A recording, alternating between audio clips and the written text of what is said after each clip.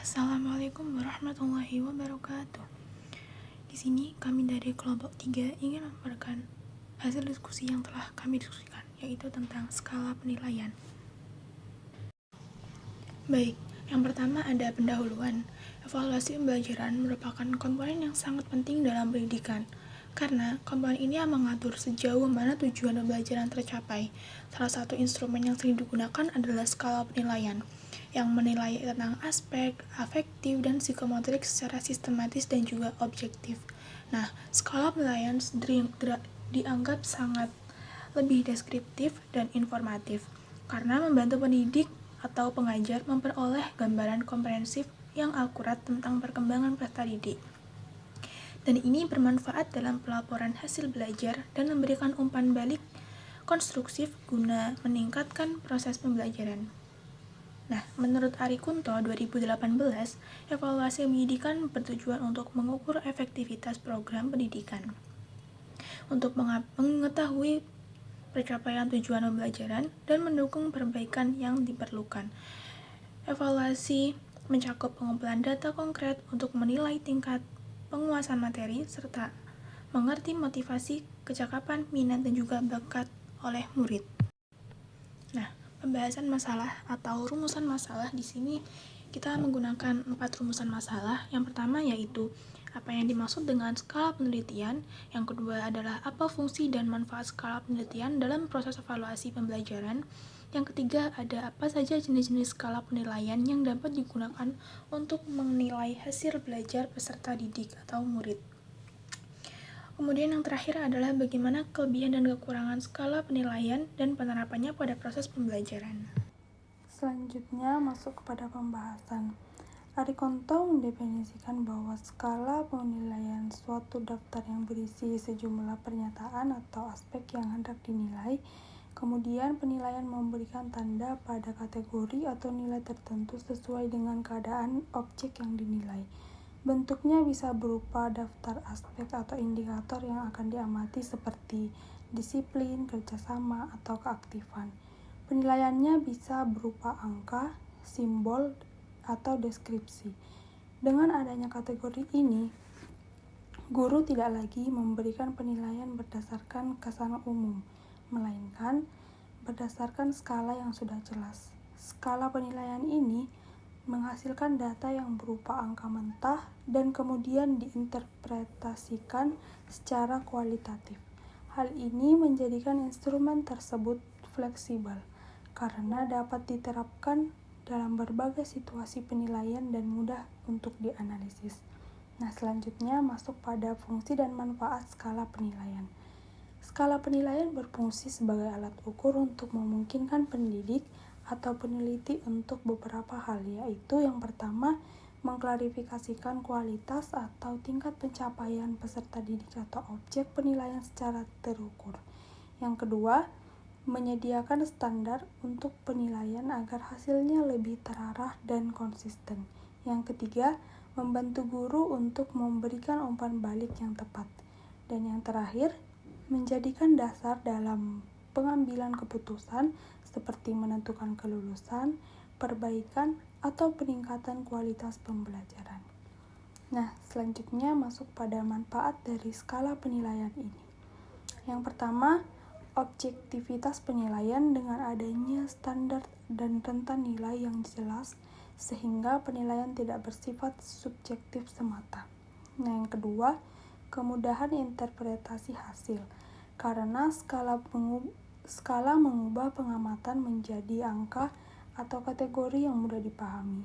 Yang ketiga, mempermudah komunikasi hasil penilaian kepada peserta didik, orang tua, dan pihak terkait. Nah, yang terakhir, memperlancar proses evaluasi pembelajaran karena penilaian menjadi sistematis dan terdokumentasi dengan baik.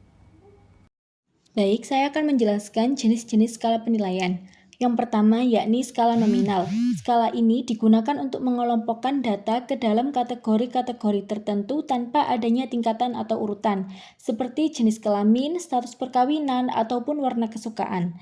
Data dalam skala nominal hanya bersifat kualitatif dan tidak memiliki makna numerik yang dapat dibandingkan. Selanjutnya yakni skala ordinal. Skala ini mengurutkan data berdasarkan peringkat tertentu, tetapi tidak menunjukkan jarak yang pasti antara satu kategori dengan kategori lainnya. Misalnya tingkat kepuasan pelanggan atau tingkat pendidikan. Dan skala ordinal lebih informatif dibandingkan skala nominal karena memberikan urutan yang dapat dibandingkan meskipun tanpa nilai dan numerik yang jelas. Selanjutnya yakni skala interval. Skala ini memiliki sifat yang sama dengan skala ordinal, tetapi dengan tambahan informasi mengenai selisih antara nilai-nilai dan skala tersebut. Misalnya suhu dalam skala Celsius atau Fahrenheit, di mana selisih antara 10 Celsius dan 20 Celsius. Sama dengan selisih antara 30 derajat Celcius dan 40 derajat Celcius. Namun, skala ini tidak memiliki titik nol absolut atau berarti nilai nol dalam skala ini bukan berarti tidak ada suatu atributnya. Contohnya, 0 derajat Celcius tidak berarti tidak ada suhunya. Selanjutnya, skala rasio. Skala ini merupakan skala yang paling informatif karena memiliki semua karakteristik dari skala interval, ditambah dengan keberadaan titik nol absolut. Contoh skala rasio yaitu berat badan, tinggi badan, usia, dan pendapatan. Dalam skala ini, perbandingan antara nilai dapat dilakukan secara langsung seperti seseorang dengan berat 80 gram memiliki 2 kali lipat berat badan seseorang yang memiliki berat 40 gram. Selanjutnya, skala Likert yang mengukur sikap dengan pilihan berjenjang, misalnya sangat setuju, setuju, hingga sangat tidak setuju. Biasanya ada 5-7 poin. Ya, selanjutnya adalah skala rating, yaitu penilaian menggunakan angka, misalnya 1-5 untuk mengukur kualitas hasil. Contohnya pada partisipasi diskusi, angka 1 berarti tidak pernah berkontribusi, angka 3 berarti berkontribusi secara konsisten dengan ide yang relevan, kemudian angka 5 berarti selalu membeli masukan serta membeli nilai dorongan partisipasi kepada teman. Kemudian ada juga skala checklist yang menggunakan tanda centang, iya ataupun tidak, tanpa ada nilai tengah. Contohnya pada hafalan doa anak. Jika hafalan, maka akan diberi centang. Apabila belum, maka akan dibiarkan kosong. Nah, menurut Arikunto, hasil penilaian dapat dikelompokkan menjadi 3 kategori, yaitu baik dengan nilai 76 sampai dengan 100%, kemudian ada cukup dengan nilai 56 sampai dengan 75%, dan kurang jika nilainya 50% ke bawah. Pengelompokan ini membantu agar hasil penilaian lebih jelas dan valid, dan juga mudah untuk dianalisis. Nah, selanjutnya adalah kelebihan dan juga kekurangan dari skala penilaian. Skala penilaian memiliki beberapa kelebihan. Yang pertama yaitu mudah untuk menganalisis data. Yang kedua adalah bersifat fleksibel sehingga bisa diterapkan di berbagai bidang. Ketiga, ia menghasilkan kuantitatif yang lebih terukur. Dan yang terakhir, membantu pengambilan keputusan agar lebih tepat. Namun, skala juga mempunyai kekurangan. Yang pertama, yaitu responden bisa saja menjawab dengan tidak jujur. Yang kedua, selain itu, tidak selalu mudah menentukan skala yang benar-benar tepat. Skala ini juga kurang mampu untuk menangkap aspek kualitatif dan seringkali memerlukan teknologi atau alat pendukung untuk mengelola data dengan baik. Baiklah, kesimpulan dari materi kami adalah skala penilaian merupakan instrumen yang penting dalam evaluasi pembelajaran dan membantu pendidik menilai aspek kognitif, afektif, maupun psikomotorik murid secara sistematis. Instrumen ini berbentuk daftar aspek yang dinilai dengan kategori tertentu berupa angka, simbol, ataupun deskripsi, sehingga penilaian lebih objektif dan tidak hanya berdasarkan kesan umum. Skala penilaian juga berfungsi untuk mengklasifikasikan kualitas pencapaian siswa, memberikan standar penilaian yang konsisten, serta memudahkan komunikasi hasil penilaian kepada siswa, orang tua, ataupun pihak terkait. Sekian dari kelompok kami, kurang lebihnya kami mohon maaf sebesar-besarnya apabila ada salah kata ataupun salah ucap. Kami akhiri, wassalamualaikum warahmatullahi wabarakatuh.